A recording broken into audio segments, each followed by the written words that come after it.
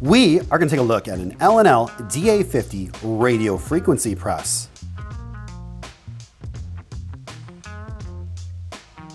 Please remember to hit the subscribe button, like, share, and turn on notifications to receive our latest videos as they drop.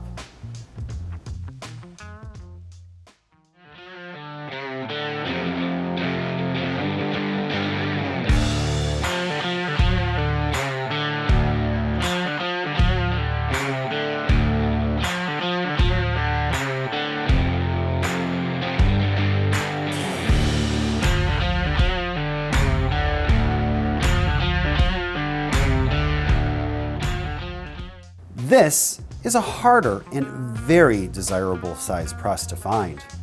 This L&L radio frequency press features a 50-inch by 100-inch platen and a 54-inch by 100-inch clamping area.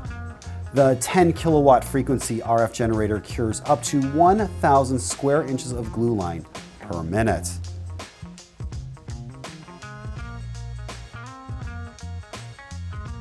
The press is on a 30-degree incline for ease of loading and unloading.